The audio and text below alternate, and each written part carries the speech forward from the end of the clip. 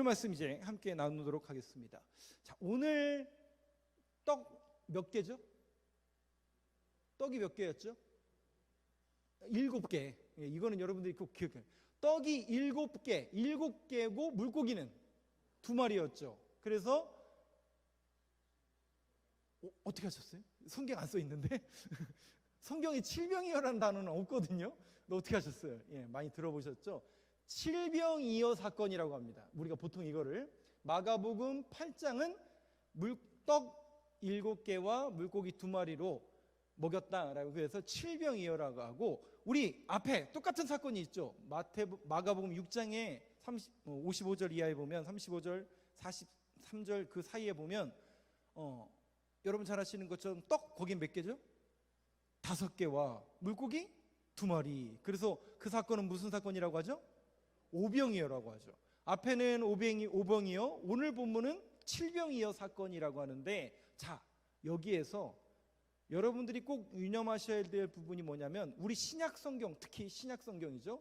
마가복음도 그렇고 마태복음도 그렇고 나중에 요한계시록도 마찬가지인데, 이것은 하나의 수사법입니다. 즉, 글을 쓸 때에 뭔가 그 시대적인 상황 속에서 이거를 이제 학문적으로는 넘볼러지라고 그래가지고 수비학이라고 불리는데, 그러니까 글을 쓸 때에 숫자의 유념에서, 그러니까 숫자의 어떤 영적인 의미를 담아서 그 숫자를 쓰는 그런 기법을 수비학, 넘볼러지라는 그런 학문이 있더라고요.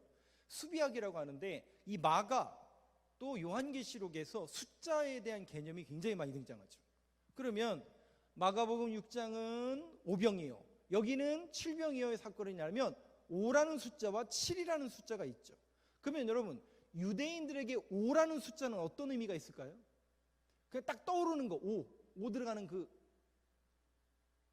기억 안 나세요? 그거 있잖아요. 그 5권으로 되어 있는, 그쵸. 모세오경. 5라는 숫자는 유대인들에게는 언뜻 딱 선 생각으로 드러나는 게 어떤 숫자냐면 모세오경 할 때의 그 5라는 숫자입니다. 그래서 5라는 숫자의 개념은 그 모세오경에 있는 그 개념하고 일맥상통하면서 유대인들을 향한 숫자로 5라는 숫자를 씁니다. 그래서 오병이어의 그 대상은 누구였죠? 오병이어의 그 수혜자들은 그 5,000명들을 먹이셨는데, 오병이어로 그 수혜자들은 여러분 잘 아시는 것처럼 유대인이었어요. 그죠? 자, 그런데 오늘 본문은 오병이어가 아니라 칠병이어란 말이죠. 그러면 칠병이어의 숫자가 뭐예요?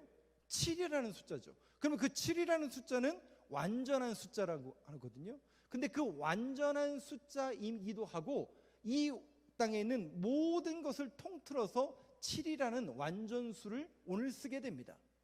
여러분 잘 아시는 것처럼 주님께서 둘씩 짝지어 제자들을 파송할 때 70명을 보내거든요. 그럼 그 70이라는 숫자는 어떤 의미냐면, 마가복음에서 어떤 의미가 있냐면 온 땅을 말합니다. 온 땅을 70이라는 숫자에 두고 있기 때문에 70명을 둘씩 짝지어 파송한 겁니다. 그렇다면 그 7이라는 숫자는 바로 이스라엘뿐만 아니라 모든 열방을 다 포함하는 그런 숫자라는 거죠.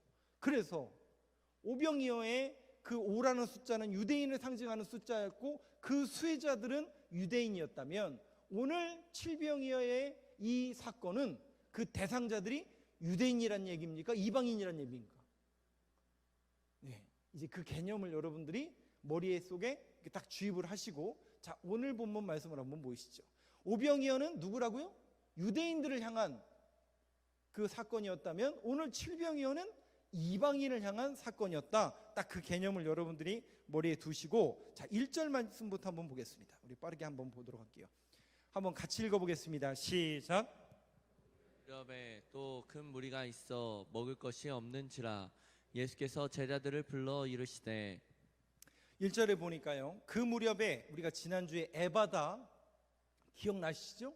그 흙으로 귀를 열려준 에바다, 그 사건으로 인해서 많은 이방인들이 또 예수님을 믿게 됐는데, 그 무렵입니다. 그 사건과 비슷한 시기에 큰 무리가 있어 먹을 것이 없는지라. 그러니까 지금 이 지역이 어느 지역이에요?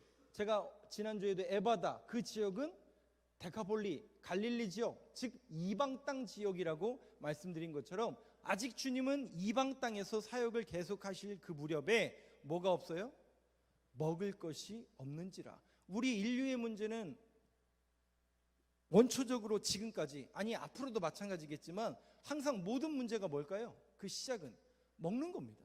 먹을 겁니다. 먹을 거. 그런데 우리 성경에서는 그 먹을 거, 특별히 예수님이 이 먹는 육의 양식을 말씀하실 때 항상 육의 양식을 먼저 말씀하시지만 결론은 어디로 끌고 가시나요? 이 땅에 생명의 떡으로 오신, 영적인 떡으로 오신 자신을 가리켜 말씀하십니다. 육의 양식을 먼저 이야기하시면서 그리고 나서 결국은 추구하고, 우리 인간이 결국은 궁극적으로 추구하고 바라봐야 될 양식은 바로 육의 양식의 완성인 예수 그리스도를 항상 지향하는 것을 볼 수 있습니다. 먹을 것이 없는지라. 우리 인류의 문제, 결국 그 궁극적인 문제는 영적인 문제이고, 영적인 문제를 해결하기 위해서 주님이 말씀이 육신되어 이 땅에 오셨다라는 것을 요한복음에서는 강조하고 있습니다. 자, 그런데 이 말씀을 우리가 한번 곰곰이 생각해보고, 또 인간적이고 철학적인 그런 사고방식과 우리들의 삶의 보편적인 양식, 태도 속에서 저는 어렸을 때 이렇게 배웠어요. 공부해서 남 주냐? 그래서 맨날 그렇게 배웠어요. 그래서 공부는 너를 위한 거니까 너를 위한 거고, 공부해줘서 뭐 남 주겠냐? 너를 위한 거다라는 그 사고방식으로 한참 자랐고, 저도 그렇게 교육받았고 여러분들도 아마 그렇게 교육받았을 거예요.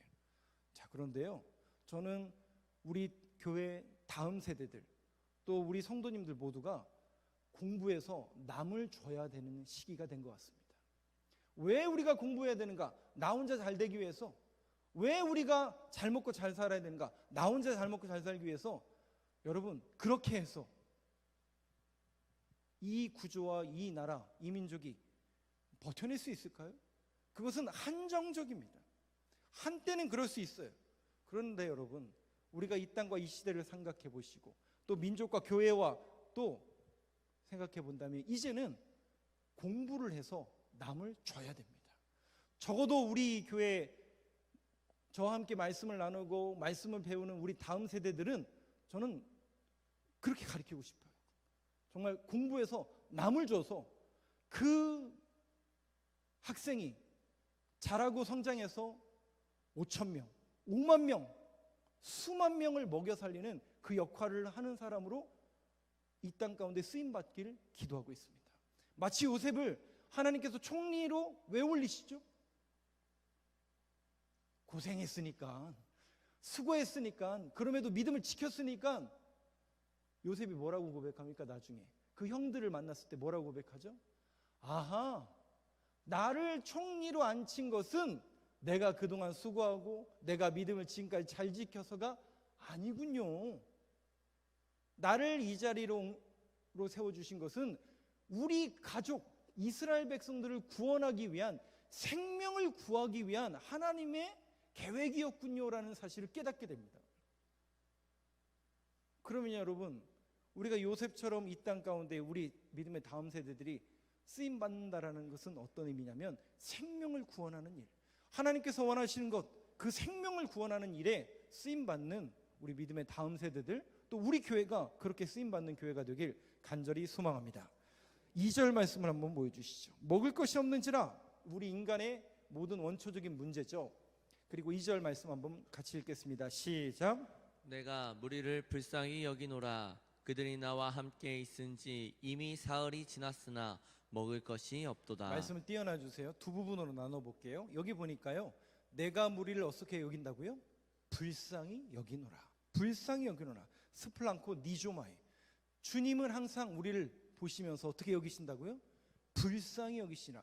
우리의 구원에 대한, 주님께서 우리를 바라보시는 그 구원의 시작과 단초는 내가 열심히 해서, 내가 은혜 받아서, 내가 세례 받아서, 내가 교회 다니기 때문이 아니라는 사실을 여러분 분명히 기억하셔야 됩니다. 우리의 구원의 시작과 단초와 원인은, 시작은 불쌍히 여김입니다. 여러분 1만 달란트 탕감 받으셨잖아요. 아니세요? 뭐 1만 달란트를 받은 본 적이 있어요? 그거보다 더 큰 은혜를 우리가 입은 것은, 그 시작은 바로 불쌍히 여김입니다. 누가요? 우리 주님이 저와 여러분들을 불쌍히 여기시고 지금도 그러한 믿음의 고백으로, 그 시선과 그 고백으로 주님께서 바라보신다라는 것이죠. 그렇다면 이 바라봄과 이 시선은 비단 주님이 우리를 바라보는 그 시선에서만 멈추는 것이 아니라, 이 땅에 주님의 이름으로 세워진 제자 공동체, 그 제자 공동체가 뭘 지향한다고요? 이 땅의 교회를 향해서 너희들도 그러한 시선과 마음을 가지라는 거죠. 즉 저와 여러분들에게도 불쌍히 여길 수 있는 시선과 눈을 가지셔야 됩니다. 스플랑코 니조마이. 그래서 적어도 여러분들이 뉴스를 볼 때마다, 우리 교회를 생각할 때마다, 또 우리 성도님들을 만날 때마다 여러분들 안에, 여러분들이 신앙적으로 성숙한 사람이라면 이제는 보여야 돼요. 예전에는 단순히 성도로서, 예전에는 단순히 교회 다니는 사람으로서만 바라봤지만 예수님의 시선으로 보는 거예요. 어디를요? 교회를, 성도를, 이 땅을, 뉴스를. 그러면 마음에 뭐가 일어날까요? 불쌍히 여김이 나타나게 돼 있어요. 그래서 이 수해 현장이 지금 벌어지고 있잖아요. 그걸 볼 때마다 아이고, 탄식만 하는 게 아니라 어떻게 하면 저들에게 이 불쌍한 시선을 주님께서 마음을 주셨는데 어떻게 하면 저들에게 그 받은 은혜를 흘려보낼 수 있을까? 어떻게 하면 우리 교회가, 또 내가 믿는 사람으로서 왜 주님이 나에게 그 수해 현장을 보게 하실까? 그 뉴스를 보게 하시고 그 사람을 보게 하시고 그 교회를 보게 하실까? 여러분, 네가 가라는 거예요. 네가 헌금하라는 얘기고, 네가 그 일을 하라는 거예요. 누굴 통해서요? 그 시선을 통해서. 여러분, 그걸 우리는 은혜라고 이야기합니다. 헌금할 수 있는 것도 은혜예요. 선교할 수 있는 것도 은혜예요. 내가 그들에게 가진 것을 나누어 줄 수 있는 것도 은혜입니다. 저는 오늘 우리 사회봉사부장님하고도 그런 말씀을 전화로 이렇게 나누었고, 또 기획위원회에게도 말씀드리겠지만, 적어도 우리 교회가 이제 그 수해 현장을 위해서, 또 충북 지역에 굉장히 많은 비 피해가 있고 또 교회들이 많은 피해를 받았다고 합니다. 다행이라고 해야 되나요? 그쪽 지역에 아는 목사님하고 좀 연락이 되어서 또 수해로 인해서 어려움을 당하는 그런 교회가 있다는 얘기를 들었고, 또 당당뉴스나 또 기독교 타임즈를 통해서 또 많은 교회들이 이렇게 도와주는 모습을 보면서 우리 교회도 이제 그 사역을 해야 되지 않을까라는 생각을 해보게 되었습니다. 그래서 적어도 우리 8월 특세 헌금과 또 주일에 특별 헌금을 한번 같이 모으고 함께 예수 그리스도의 마음으로 그 수해 현장을 위해서, 또 교회를 위해서 기도할 수 있는 시간을 꼭 가졌으면 좋겠습니다. 스플랑코 니조마이, 불쌍히 여기노라. 그 주님의 시선이 오늘 저와 여러분들의 시선이 되고, 또 주님의 손과 발이 되어서 어렵고 힘겨운 그 이웃들에게 주의 사랑을, 또 불쌍히 여김을 흘려내보낼 수 있는 그 역할을 감당하는 저와 여러분, 또 우리 교회가 되길 간절히 소망합니다. 항상 그 구원의 시작이고 또 그것을 우리를 통해서 이루기를 원하시는 하나님의 마음이라는 것이죠. 불쌍히 여기노라. 주님을 따라다니는 그 이방인들을 향해서 불쌍히 여기는 주님의 마음, 그것이 들어온 거죠. 그러면서 이렇게 주님이 말씀하십니다. 그들이 나와 함께 있은지 이미 사흘이 지났으나 먹을 것이 없도다. 여기 또 먹을 것이 없어요. 그러면 주님이 아시죠? 먹을 게 없는 걸 알고 그들이 함께 있은지 벌써 3일이 지났다는 것도 알고 계세요. 근데 여러분 한번 잘 보세요. 왜 그랬을까요? 왜 주님이 기진한 줄 알고 먹을 것도 없는 줄도 알고 3일이 지나는 그 시간 동안 왜 주님께서 가만히 계셨을까요? 이것을 많은 신학자들은 이렇게 해석합니다. 이 사건은 여러분 앞에 마가복음 6장과 연결을 해야죠. 오병이어의 그 놀라운 기적을 경험했잖아요. 누가요? 제자들이 그것을 경험했단 말이죠. 그러니 그 경험 속에서 이 주님이야말로 말씀이 육신에 이 땅에 오셨고 놀라운 하나님의 기적과 표적을 보여주시는 분이라는 것을 안다고요. 제자들은 귀신같이는 아니죠. 경험해서 안다고요. 근데 주님이 이 마가복음 8장에 와서는 사흘 동안 아무 조치도 안 하시는 거예요. 왜일까요, 여러분? 3절을 한번 보시죠. 3절을 넘겨주시죠. 왜일까? 한번 같이 읽어보겠습니다. 시작. 만일 내가 그들을 굶겨 집으로 보내면 길에서 기진하리라. 그 중에는 멀리서 온 사람들도 있느니라. 문제는 이거예요. 그 사람들이 누구라고요? 이방인이었다고요.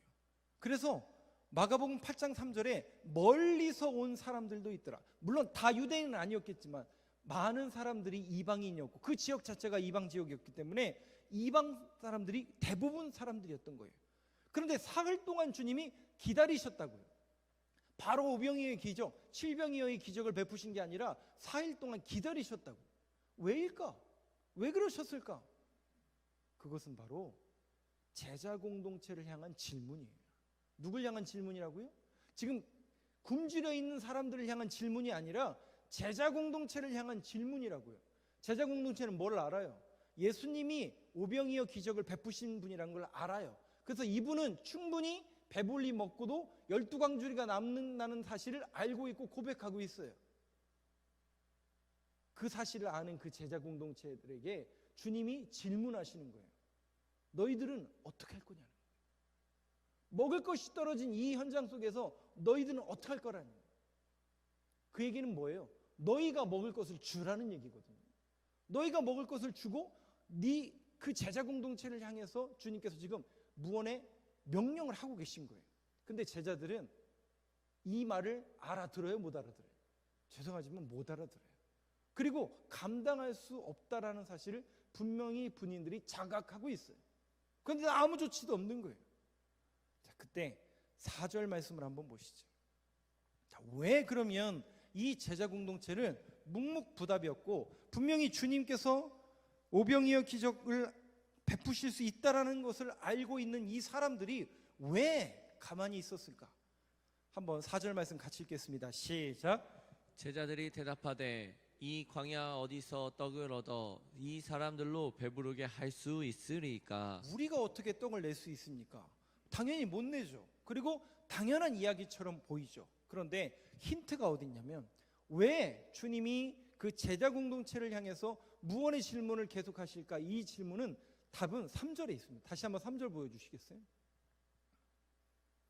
그 대상이 누구라고요? 그 대상이 누구라고요? 멀리서 온 사람들이에요. 이방인이에요. 그럼 여러분 생각해 보세요. 이 제자 공동체는 유대인이에요, 이방인이에요? 전부 유대인들이죠.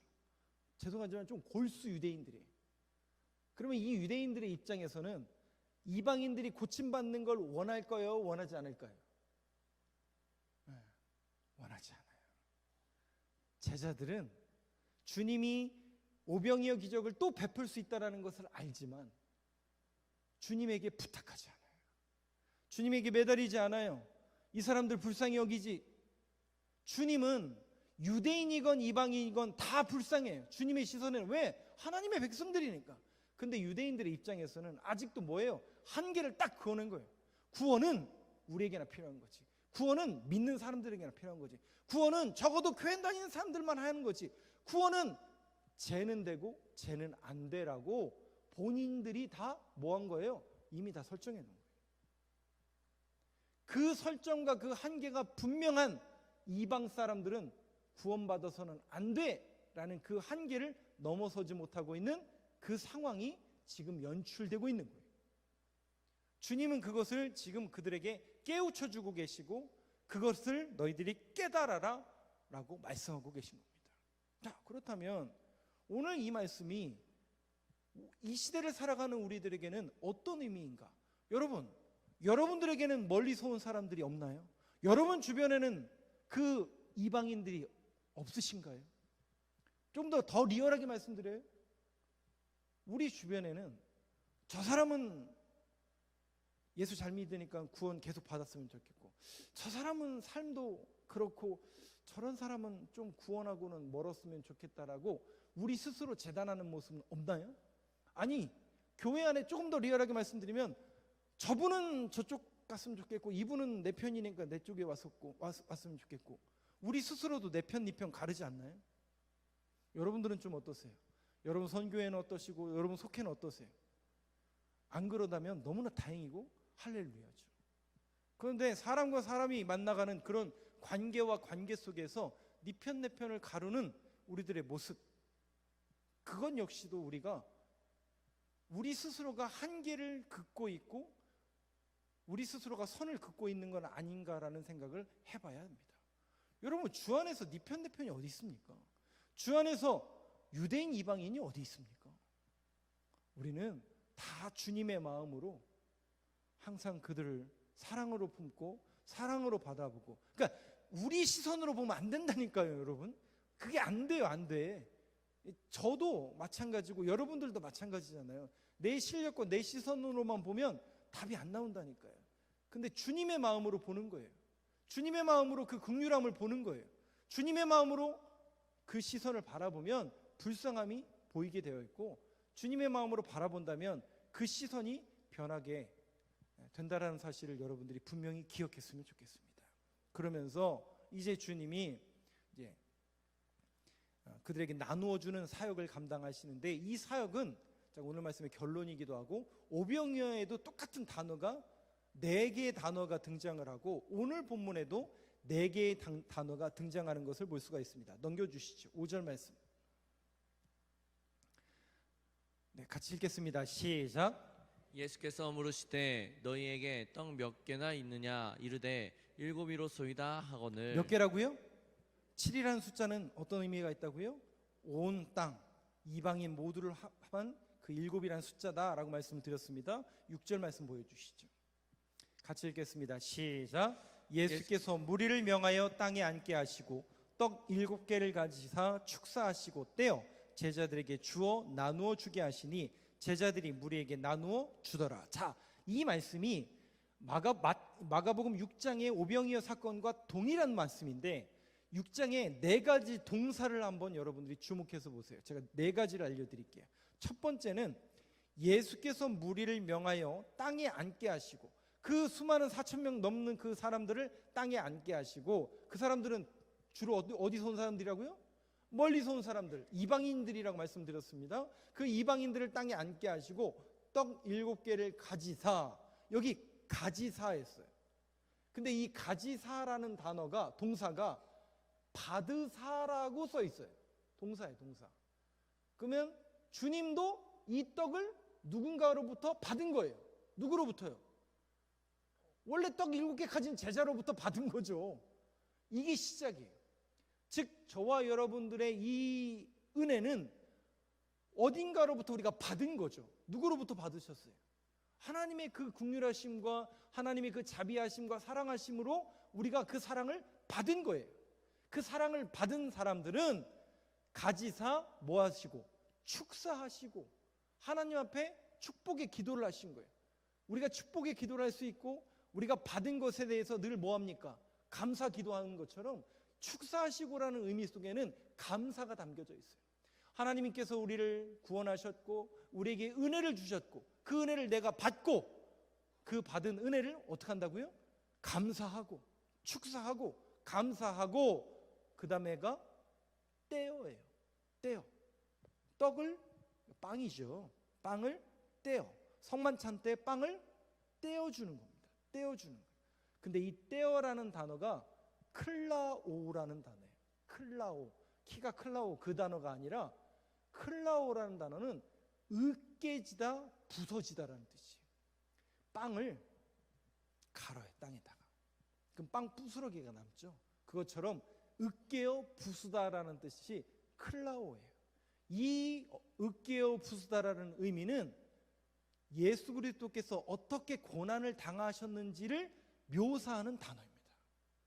주님께서 그 가시면류관을 쓰고 조롱을 받고 세상 사람들로부터 멸시를 받는 것을 이사야 선지자는 떼어라고 했어요.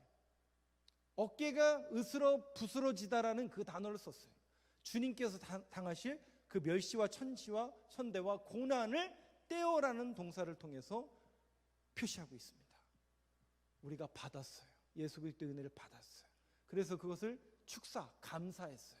그리고 말씀 띄워놔 주세요. 떼어주는 겁니다. 누구의 마음으로? 예수님께서 고난을 당하신 것을 우리가 감사하면서 그 주님의 마음으로 떼어주는 거예요. 뭐를요? 우리에게 주신 은혜를 떼어주는 겁니다. 누구에게? 먹을 것이 없고 이 땅에 굶주리고 이 땅에 주님을 모르고 이 땅에 갈 바를 몰라 하는 그 잃어버린 영혼들을 향해서 그 시선을 가지고, 주님의 시선을 가지고 그들을 향해서 뭐 하는 거라고요? 주님께 받은 은혜를 떼어주는 겁니다. 떼어 제자들에게 주어 나누어 주게 하시니 제자들이 무리에게 나누어 주더라. 그 마음을 가지고 떼어 나누어 주는 겁니다. 절대 여러분 교회 안에서는, 죄송하지만 절대라는 표현을 제가 써서 또 죄송하지만, 돕는다라는 표현보다는 나누어 준다라는 표현이 제가 맞다라고 늘 말씀을 드렸습니다. 돕는 거는 주인과 종의 관계가 돼요. 가진 자와 못 가진 자로 나누게 됩니다. 그런데 저와 여러분이 하나님의 은혜를 받은 사람들이에요. 주님의 은혜를 받은 자들이잖아요. 그래서 늘 어떻게 하는 거예요? 주님께 감사하며 주님의 고난으로 인하여 내가 구원받았고 그 은혜를 받은 사람으로서 어떻게 하는 거예요? 이제 떼어주는 거예요. 내게 주신 은혜를 떼어 그들에게 나누어 주는 겁니다. 여러분, 그러한 믿음의 고백과 그러한 고백으로 나누어 주고 나누어 주고 나누어 주고 나누어 주니까 오병이어가 어떻게 돼요? 거기에 있는 2만 명을 먹이고, 7병이어가 그 자리에 있는 4,000명, 아니 8,000명, 15,000명, 그 사람들을 먹이는 기적을 낳게 되었습니다. 나누어 주었더라. 우리 교회가 이제 이 사역을 감당했으면 좋겠습니다.